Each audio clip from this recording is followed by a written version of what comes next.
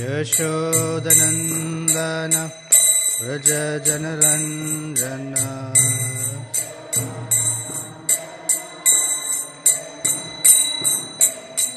यशोदानन्दन व्रज जनरञ्जन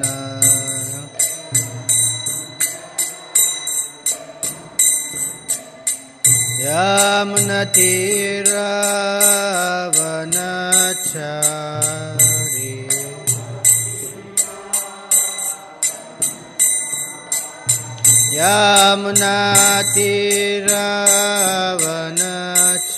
यमुनतीरावनचारि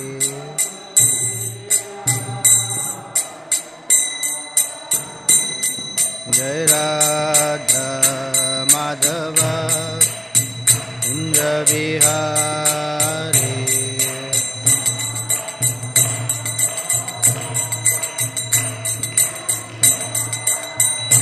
जय गोपी जनवल्लभ Girivardhari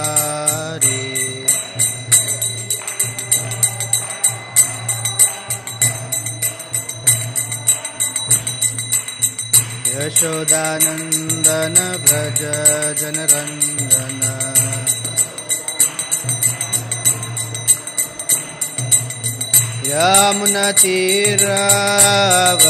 यमुनतीरावनचारि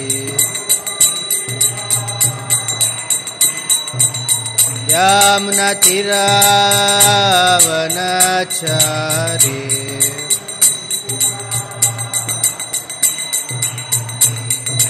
Radha Madhav Kunj Bihari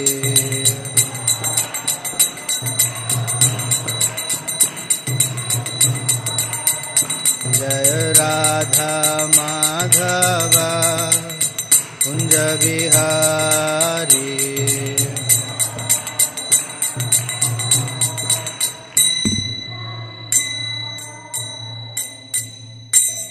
Jai Om Vishnupad Paramhansa Parivrajakacharya Ashtottara Shatashri Srimad his divine grace A C Bhakti Vedanta स्वामी श्रील प्रभुपाद की जय।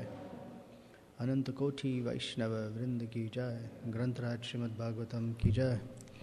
All glories to the assembled devotees. All glories to the assembled devotees. All glories to Sri Sri Guru and Gauranga. Om Namo Bhagavate Vasudevaya. Om Namo Bhagavate Vasudevaya. Om Namo Bhagavate Vasudevaya.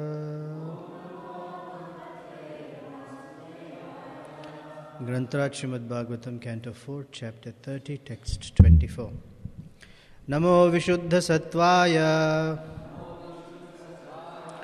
Haraye Harimedhase Vasudevaya Krishnaya Prabhave Sarvasatvatam. Namo Vishuddha Sattvaya Haraye Harimedhase Vasudevaya Krishnaya Prabhave Sarvasatvatam. Namo Vishuddha Sattvaya Haraye Harimedhase Vasudevaya Krishnaya Prabhave Sarvasatvatam.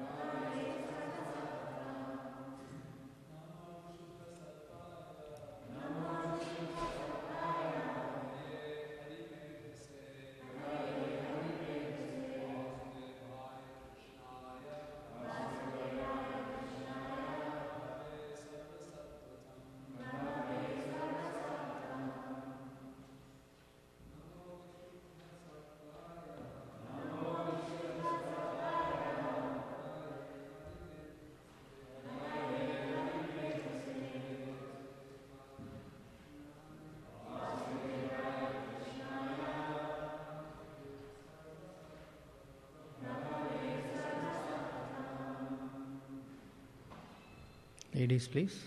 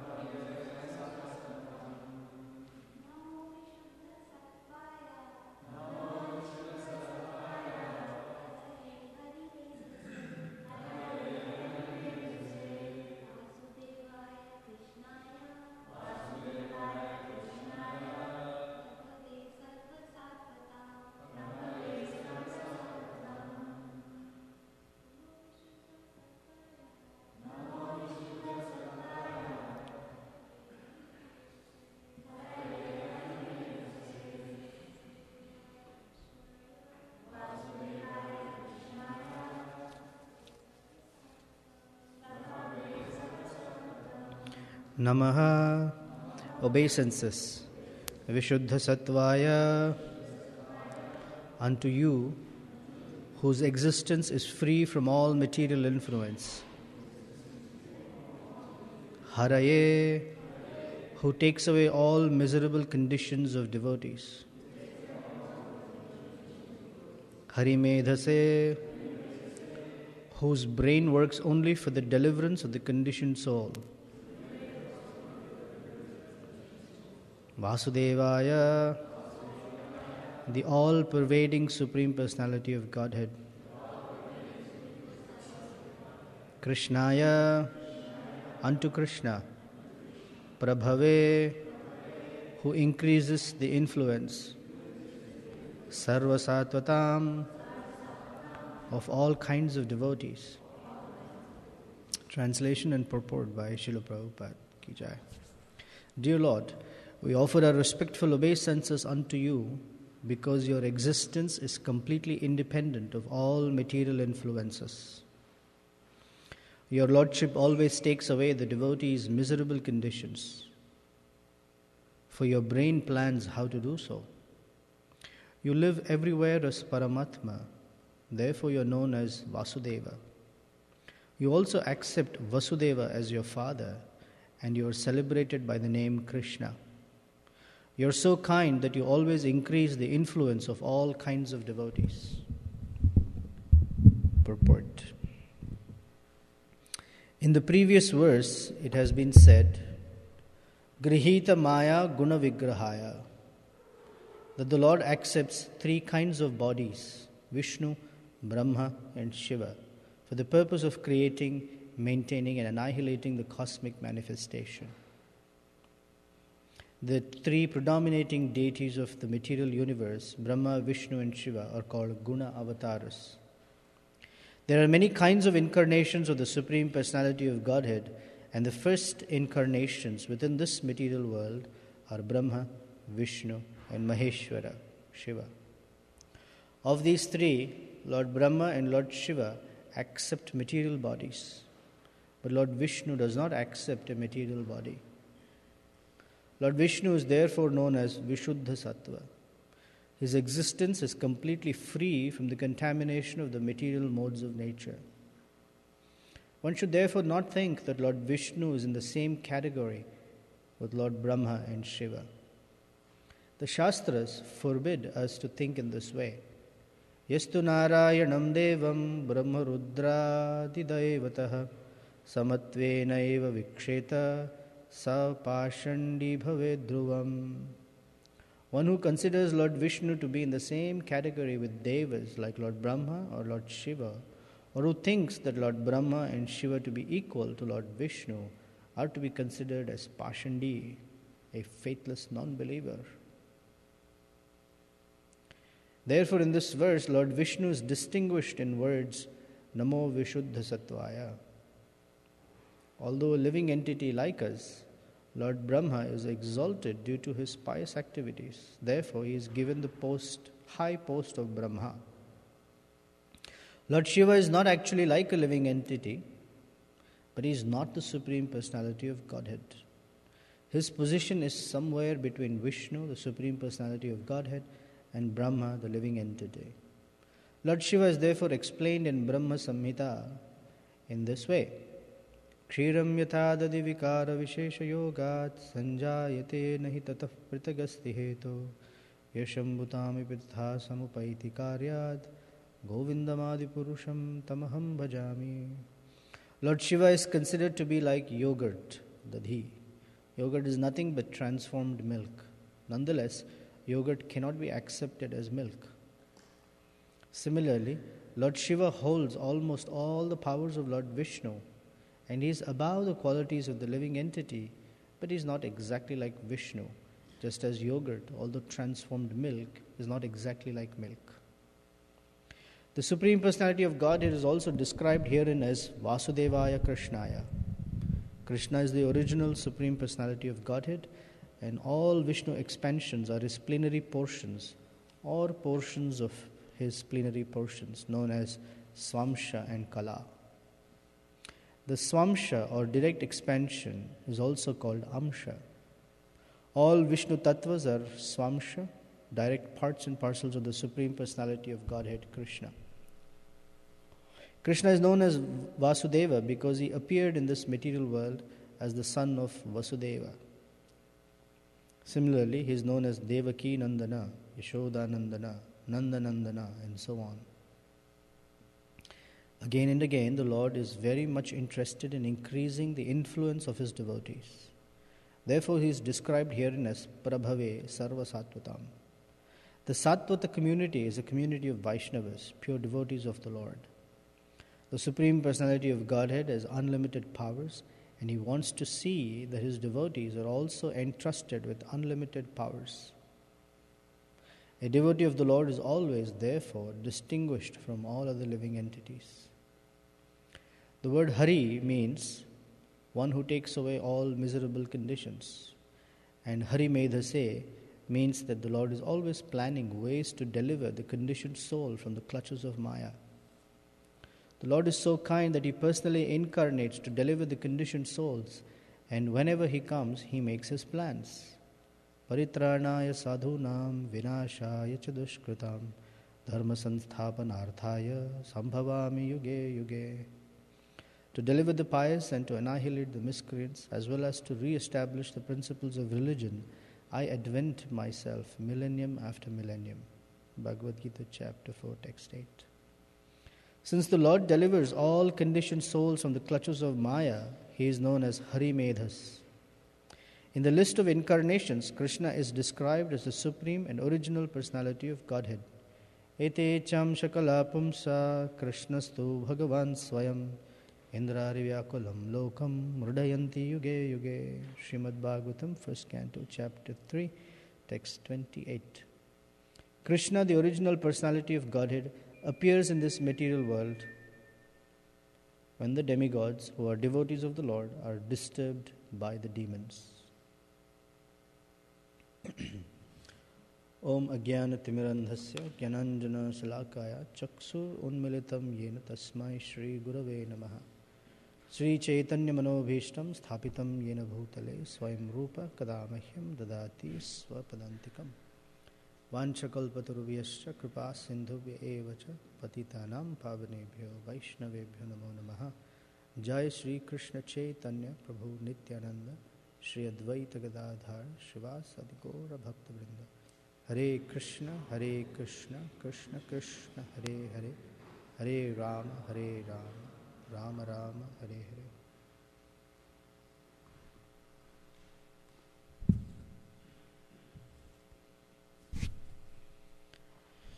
The prachetas are offering prayer after prayer. And every prayer begins with, or there's an expression of namaha, obeisances. They're offering their respectful obeisances and glorifying the Supreme Personality of Godhead. And they understand Krishna's position here, because obeisances factually belong to Krishna and Krishna's pure devotees. In this world, there are many persons who are controllers, tiny controllers, infinitesimal controllers, big controllers, controllers nevertheless, but not the supreme controller. There's a story of Akbar, who was the reigning emperor of, it's called the Indian subcontinent, all the way from what's now Iran down to the whole of the Indian subcontinent was ruled over by Akbar. And for all practical purposes, people thought of him as the Supreme Personality of Godhead because he was so powerful and such a strong king or emperor. One day, a person came to ask Akbar for something, and he saw that Akbar was in prayer. So he waited, and he watched Akbar bow down, look up, bow down again, look up again with his hands folded. So then, after his prayers were over, he came to the person and he said, "Yes, what would you like to ask for me?" He said, "I don't want to ask anything. I'm leaving." So Akbar said, "I thought you were waiting all this while to ask something from me." He said, "Yeah, I thought you can give everything that I need, but I see that you yourself were bowing down to someone and looking up and praying to someone. So why don't I go ask that person? Because I have understood. I thought you're the supreme controller, but you're also bowing down to someone. There must be a controller higher than you."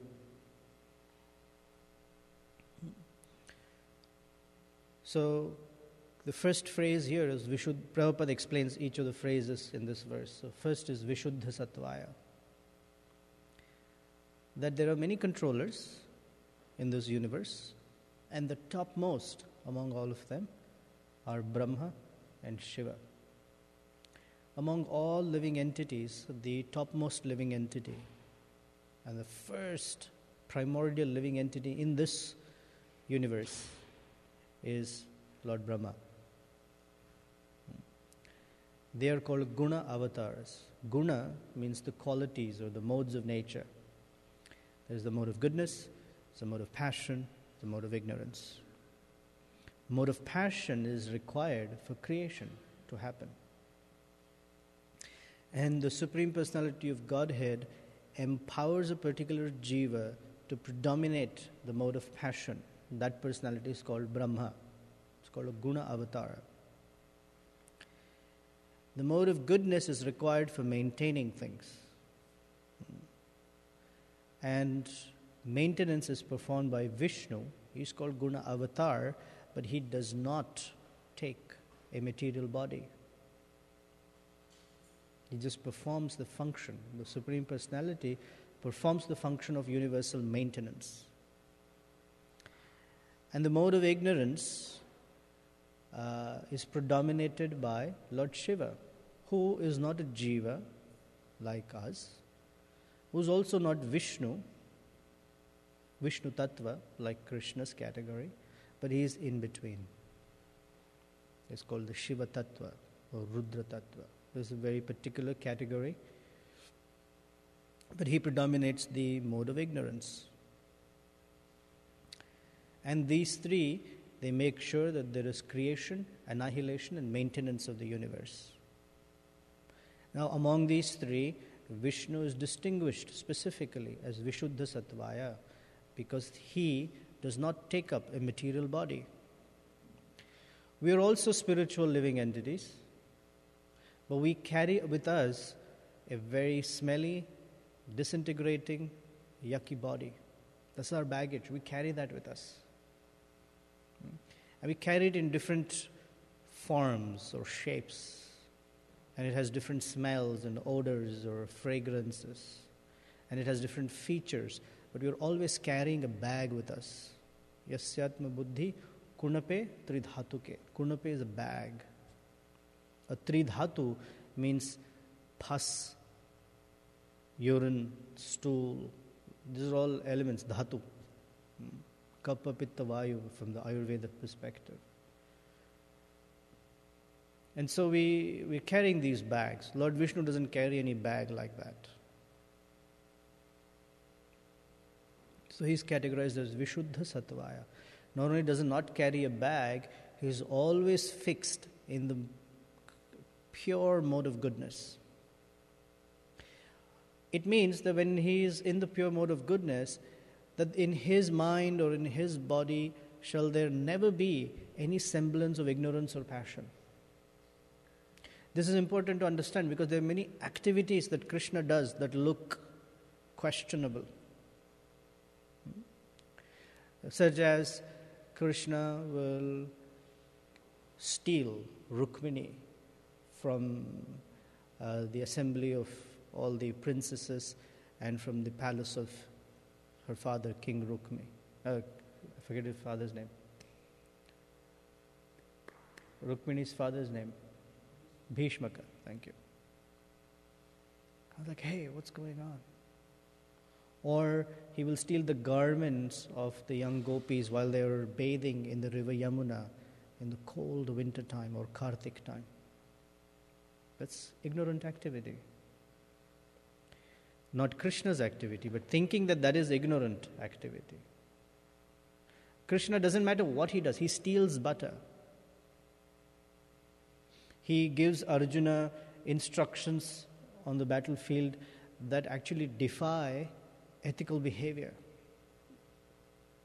Although Krishna never violates dharma, to the undiscerning eye, it seems like these are against the principles of dharma.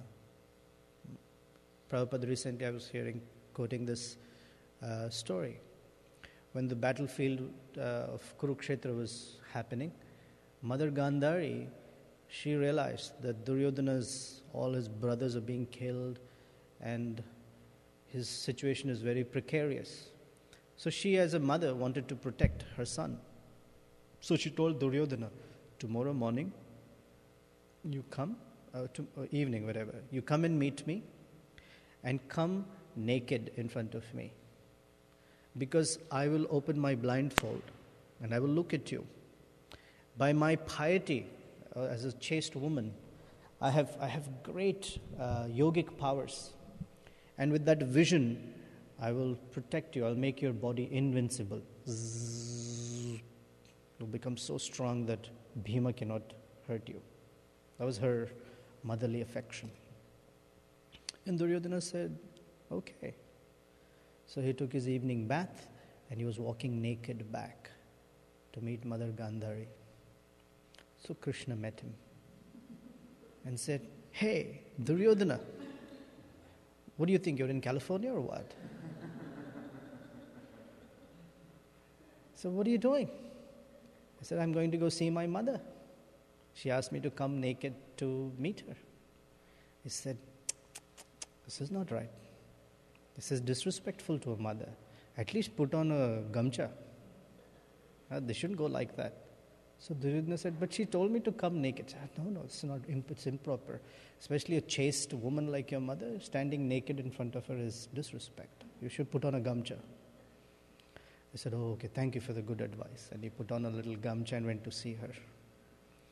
So when she opened her blindfold and scanned him, she's like, whoa, what happened? Why'd you do that? I said, Krishna told me.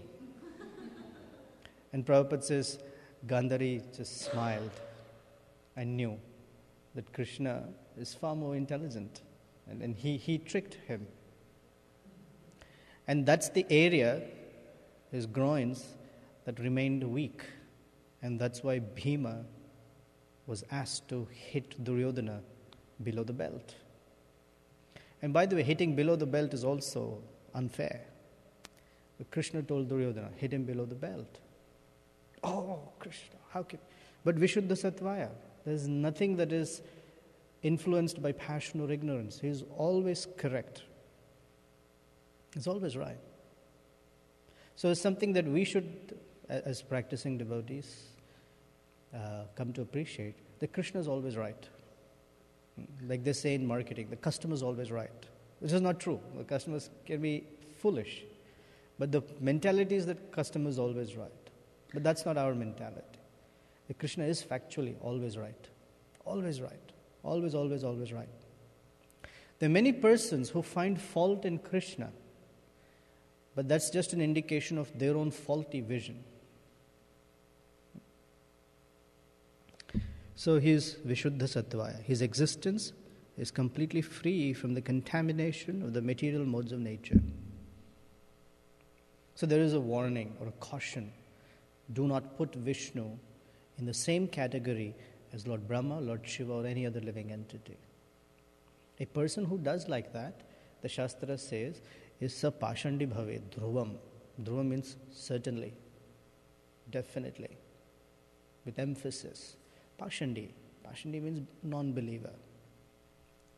That a person does not understand Krishna's transcendental position. He thinks Krishna to be another avatar.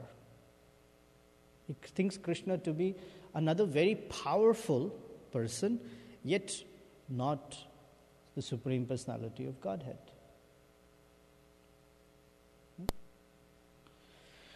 Then the next is Haraye. Haraye. Hari means one who takes away. And what Krishna actually takes away is the attachments of the conditioned living entity. For a living entity who's not cultivating a relationship with him, who's not cultivating Krishna consciousness, then Haraye, he also takes away vision of himself. So people cannot see Krishna. In this context, Hari is specifically described as one who takes away the miseries and difficulties of all the devotees. That is why one should pray to Krishna. If Krishna was not able to take away one's difficulties, then why pray to him? Why go through all of this? The fact that we pray is for Krishna to take away our difficulties, and Krishna does. In fact, that is the proper relationship. Hari Medha se, Medha means brain or thinking capacity, intelligence. Sumedha, right? One who performs Sankirtan Yajna is the really intelligent person. Yajnair Sankirtanai Prayar Yajanti hi Sumedha Saha. So Hari Medha se means his brain, Prabhupada writes, his brain is always thinking about how to benefit his devotee. This is Krishna's only concern. That how does he constantly benefit the living entities? Even if they're inimical to him, he wants to benefit them. So when Putana came, he wanted to benefit Putana. When Aghasura was there, he wanted to benefit Aghasura. When Shishupal was envious, by the way, envy is such a dreadful quality that it burns like this massive forest fire. That means it is so powerful that our little attempts to overcome it become useless. It can burn the entire efforts that we have made at cultivating our Krishna consciousness. If we allow little envy to germinate and feed it a little bit. In fact, that is our primordial issue, that we carry envy. And whatever envy that we manifest towards another living entity is fundamentally envy towards Krishna. We're telling Krishna, I don't like the way you've done something. Why should it be like this? So Shishupal was so envious of Krishna from his childhood. He was envious towards Krishna. And Krishna just tolerated and tolerated and tolerated and tolerated. Everyone became uncomfortable. Why are you tolerating like this?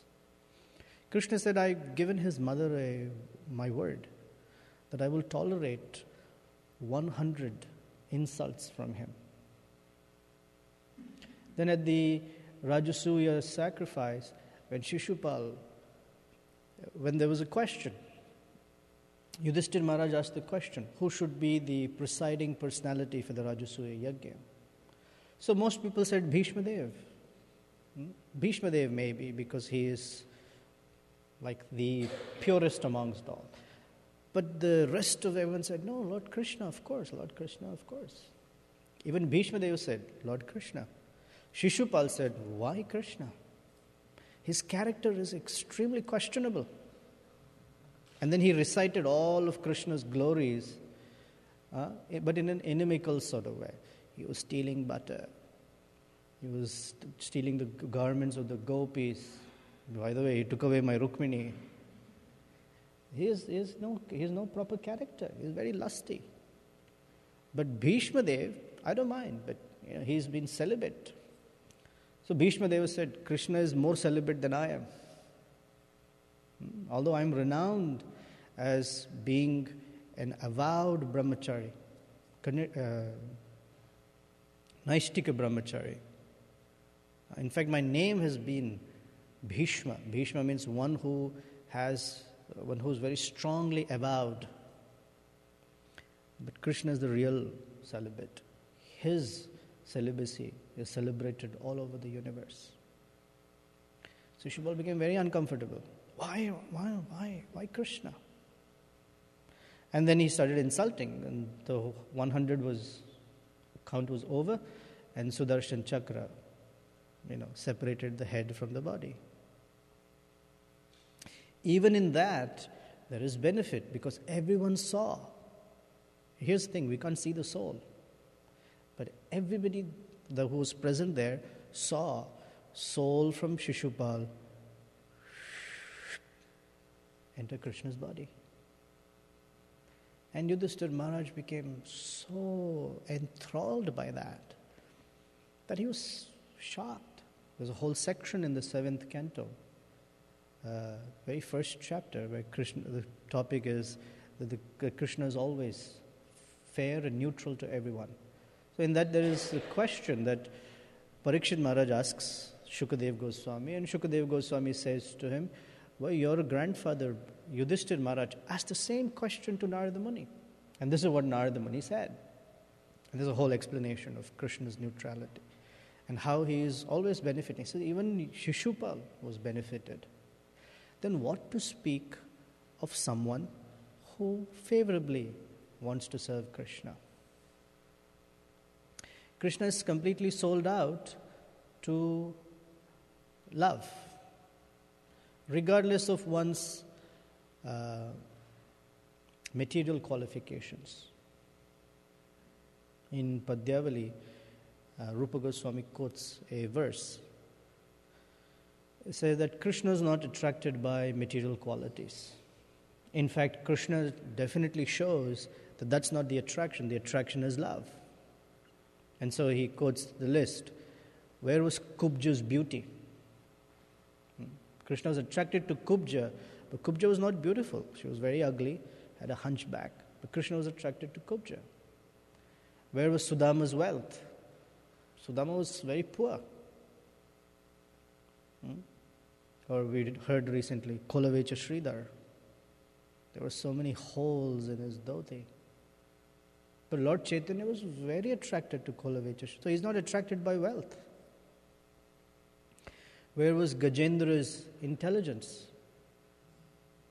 In fact, Gajendra was cursed to be a dull animal. King Indudumna was dull. You're so dull, be an elephant. So where was Gajendra's intelligence? Etc. So he goes through this list. So what Krishna is attracted by is loving disposition of the heart. Then we should be very confident that Krishna is always thinking about our benefit. Always, constantly. Hari Medase. Constantly making plans. For your brain, plans how to do so. What's the how to do so? To take away the devotee's miserable conditions. Now here's the interesting part. While Krishna is always thinking about taking away a devotee's miserable conditions, it is also that the devotee experiences miserable conditions. Queen Kunti was, if you see her pastime, in fact, she lists out all the miserable conditions that she was put in. Her son was poisoned. Then there was a whole conspiracy to kill her 5 sons.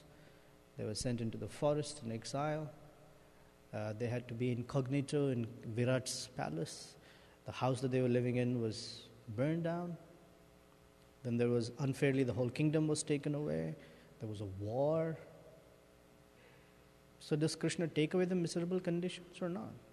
And she says, let those miserable conditions come again and again. Because what is the miserable condition going away? The phenomena is that the devotee experiences the presence of Krishna in every situation. That is the freedom from misery, that he makes himself available to the devotees. It is not that taking the miserable conditions away means it's like this utopian fancy lifestyle. That's not what it means. That he is always thinking of how to give his association to his devotee in all difficult, all circumstances. And people feel miserable more because of lack of love than of the circumstances. Actually, we've discussed this as a whole separate topic. That misery really is lack of love. Because when there is love, it's the most binding force. If let's take the family, for example. Not the same as love from Krishna, but in the case of a family, when there is love in the family, that family can weather any difficulty. If there's shortage of money or shortage of food, it doesn't matter. That family can weather it. If there is love. In the absence of love, that family can have all the assets, but they're miserable. 4 people or 5 people in the family, each one has their own room, their own TV, their own miserable existence. They can't even talk to each other. They can't sit together. So it's not the material assets, it's not the conditions, it's love. So Harimeda say, at least my inspiration, is always thinking how to remove the miserable conditions, is how to make himself accessible to them, that they feel his presence. And along with that, Prabhave Sarva Sattvatam. Prabhave means increasing the glory, expanding the influence of all kinds of devotees. So Krishna is thinking, Krishna is empowering every devotee to do something that influences others. That their influence on the material world increases. Krishna acts through his devotees. Of course, Krishna acts himself as well. But the glory of Krishna is that he acts through his devotees. That he empowers his devotees. All kinds of devotees.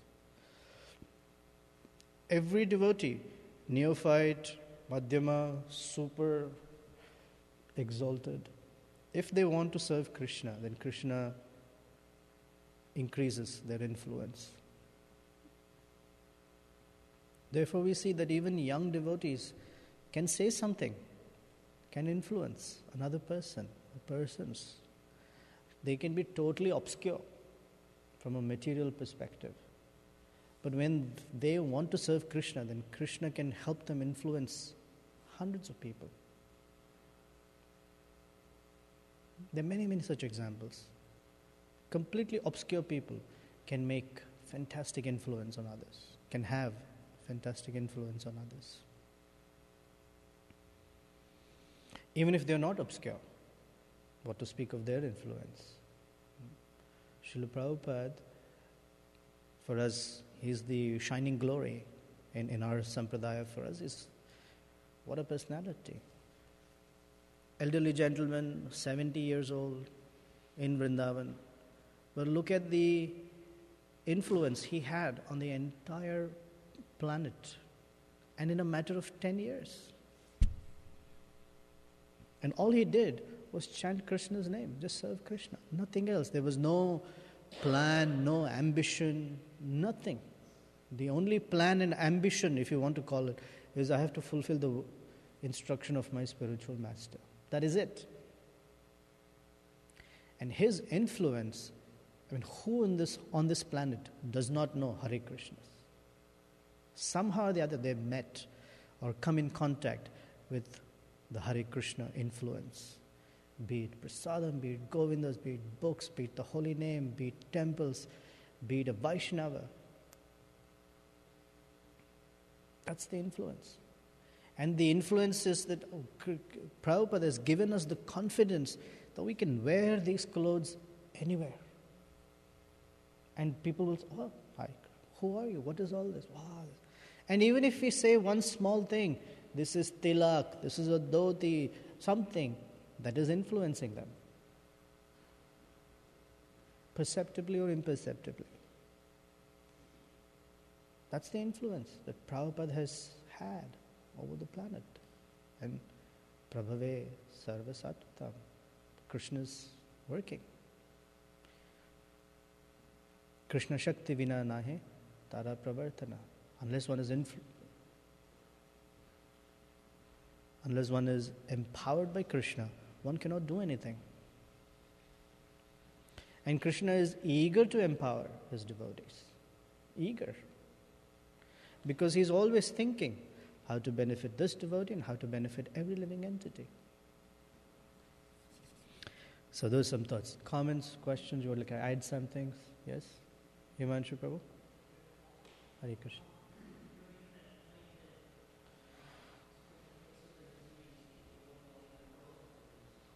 Seemingly, yes.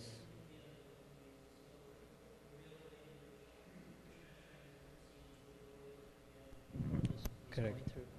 So I was thinking for those of us who don't have experience of knowing who Krishna is or feeling his presence, so then how do we go about when we're seemingly undergoing some tough situation? So I did say that Krishna acts through his devotees. That is Krishna's presence. So we have access. In fact, a devotee's presence is sweeter. Krishna wants us to experience sweetness to its fullest extent.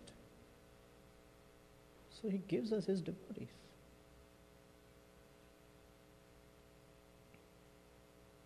And being in the association of devotees, actually our attention is drawn to Krishna. That is Krishna's presence as devotees. That they know the inner workings of our heart. They know, and they can chide us if necessary. They can encourage us if necessary. Whatever is necessary, they can do. They're empowered to do so. That is Krishna's presence.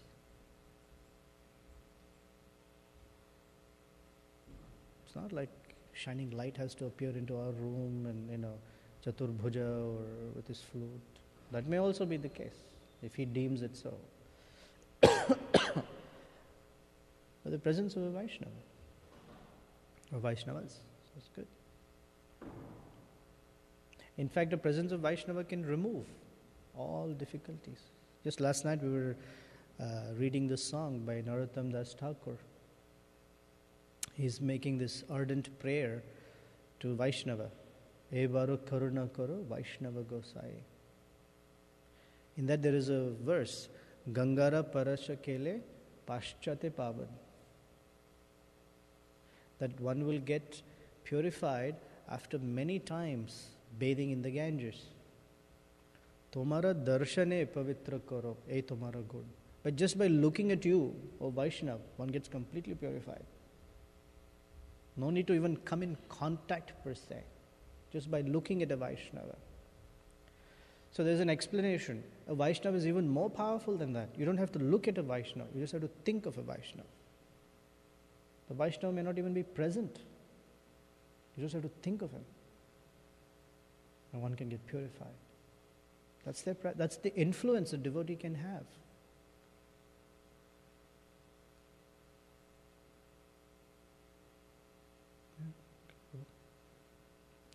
Mic is with Himanshu, I think. Is it not working? Luke, Prabhu. He starts his questions with so. So, Hare Krishna, Prabhu. This is not such a practical question, but it came to mind. Okay. Thank God, Jai Jagannath's here for philosophical questions. There is one Brahma in every material universe. Shiva is in a different category. Is there one Shiva in every universe, or is it like an expansion? How does that work? Okay. I will try, and then if you feel the need to chime in. There is Sadashiva. Sadashiva is in the region between the material world and the spiritual world. That region is technically called the Viraja river. Viraja. Raja means contamination or dirt. Viraja means completely free of anything contaminating.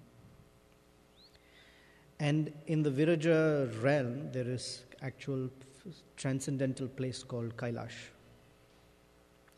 where Sadashiva resides. He is the potency by which or through which the Supreme Personality of Godhead contacts the material world or material energy. Or technically he is called the glance of Mahavishnu. It is the glance. Generally it's explained that if I'm holding a stick and I touch you with that stick, then I am touching you, but I'm not touching you at the same time. So that stick is the medium by which I contact you. So this Mahavishnu, when he glances at the Pradhan, the material energy, that glance is called Sadashiva. Because all the living entities are impregnated into the material energy through that glance. So that's Sadashiva from a ontological perspective. Within each universe, there are manifestations of that personality as Rudras. There are 11 Rudras in this universe. 11. And all 11 together help in annihilating the universe back to its core, undifferentiated, unmanifested state of Lord Shiva. Correct. Okay. But in most cases, as we read through Bhagavatam, referred to as Lord Shiva or Rudra. It doesn't say this Rudra, that Rudra. They're all Rudras like that. So within this realm, that's what Prabhupada is writing, that to manage the mode of ignorance, they take on material bodies. Although Lord Shiva has a special category of himself, as good as Krishna is described, Kshiram Yathadadi Vikara. Yogurt is not different than milk, but it is different from milk. You cannot use yogurt where you want to use milk. It's a transformation. But if you analyze it, it is primarily milk. Is that okay? Want to add something? Radharaman Prabhu?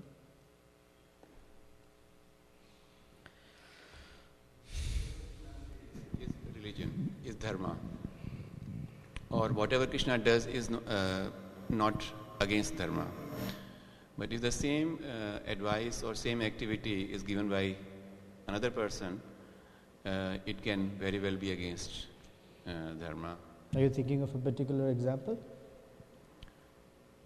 So many of them. For example, like you explained that in Mahabharata he asked Bhim to hit Duryodhan below the belt, which is actually Balram was very upset that Bhim killed Duryodhan by that method. So that means in Balram's eyes that was against dharma. So why is the difference? What is the difference in how Balaram was thinking? No. Why, whatever the same advice which is given by Krishna is given by somebody else may not necessarily be dharma. Because not everybody is Vishuddha Sattva.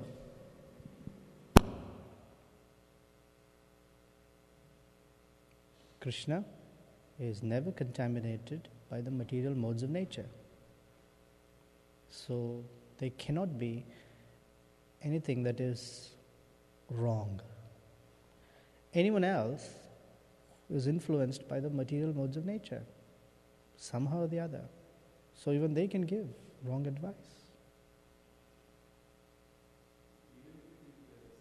Advice which was given by Krishna, somebody is repeating it. Then they are also Vishuddha Sattva in that sense. Prabhupada said that if you are repeating Krishna's words as it is, then they are no different from Krishna's words directly. So in the introduction to the Bhagavad Gita as it is, Prabhupada writes, and this is page 22 or someplace, that Krishna said, surrender unto me, always think of me. And Lord Chaitanya said, Kirtaniya Sadahari, always chant Krishna's name. And he said both instructions are not different. They are exactly the same. And they have the same potency, because it is Lord Chaitanya saying always chant Krishna's name, and Krishna saying always think of me. Now, just because someone repeated the words of Krishna, we cannot just universally accept, because there are many professional persons who also repeat the words of Krishna. But in their heart, Krishna is absent. Then those words are not Vishuddha Sattva words. But if a devotee who is developing a relationship with Krishna, or a pure devotee, and if a pure devotee speaks, and Prabhupada says, do this, then that is Krishna's word. This is Vishuddha Sattva.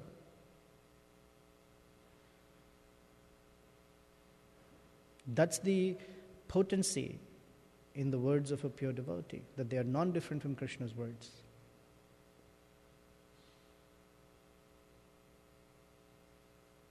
Like there was this Bhagavad Gita conference or something, and Prabhupada had visited that conference, and there were shlokas of Bhagavad Gita all over the place, but not one picture of Krishna. So Prabhupada asked them, right? All verses from Krishna speaking, here they're all this Krishna's word. Why you don't have a picture of Krishna? We're not interested in that person. We're interested in the teachings. It's not Vishuddha Sattva. It's already contaminated like that.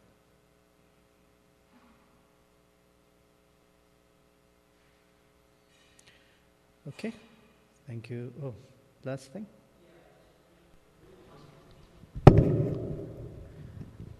Is it possible to what? Please make an announcement about the Harinam today. Oh, he has a question. Okay.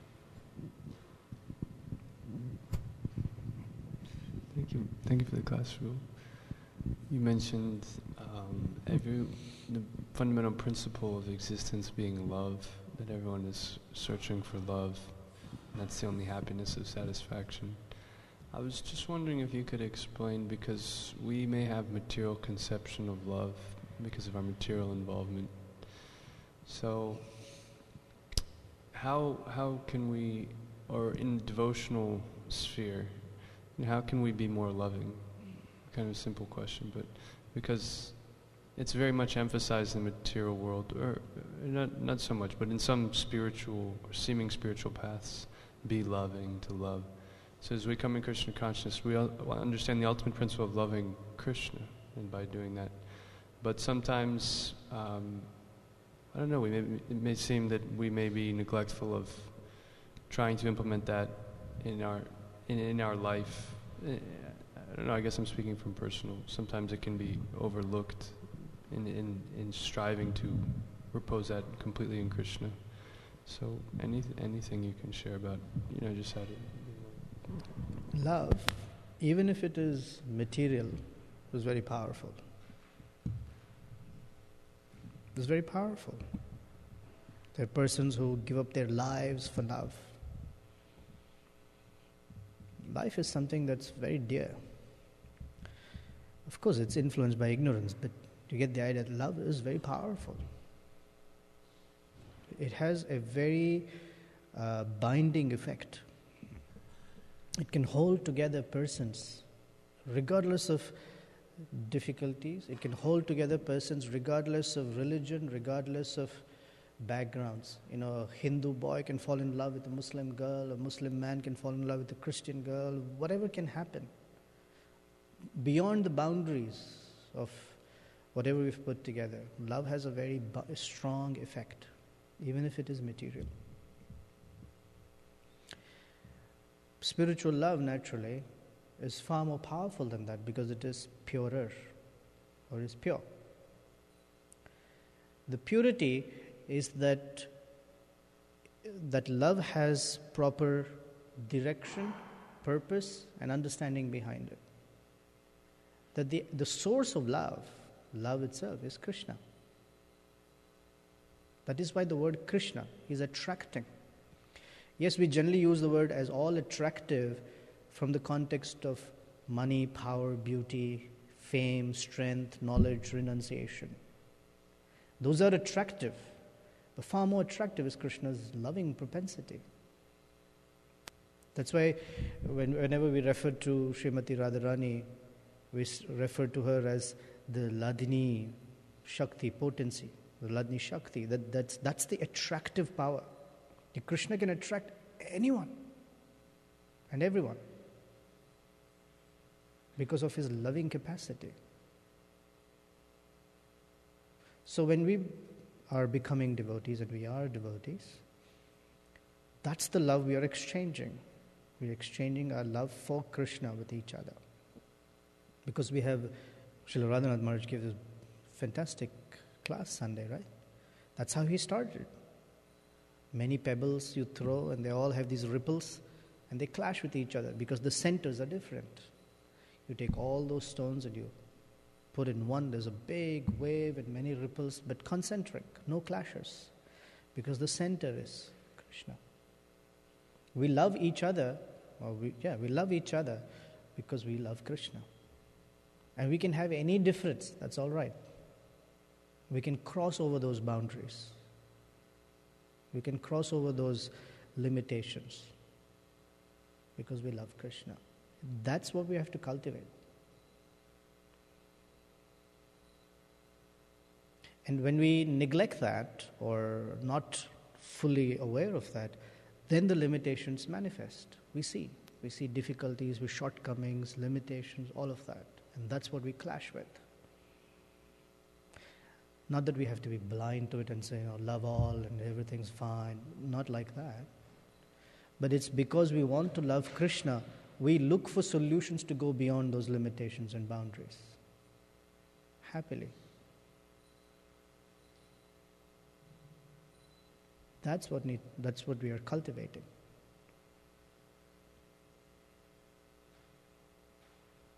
So unless we are cultivating our attraction to Krishna and Krishna's representatives, we cannot manifest that love for another devotee. We've heard this differently. Unless we are receiving love, we cannot give love. So our daily chanting of Hare Krishna is our receiving of Krishna's love. Our engaging in our services are receiving Krishna's love. Because it's through those medium that Krishna manifests his love.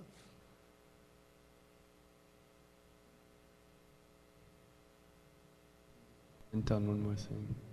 My mother used to say, you can't love anyone until you love yourself.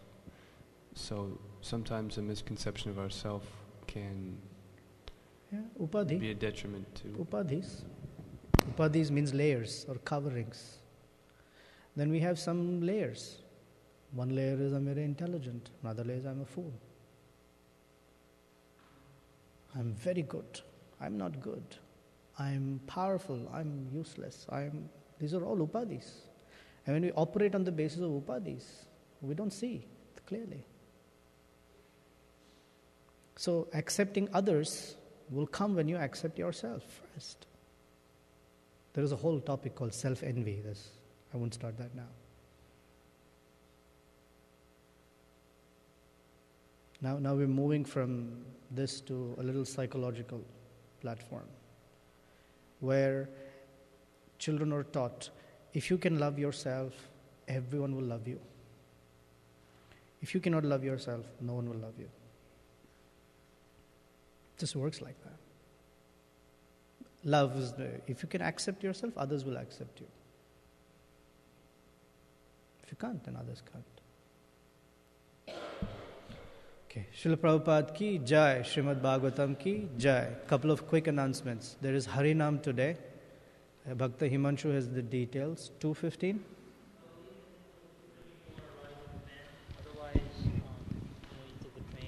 Can you speak into the mic?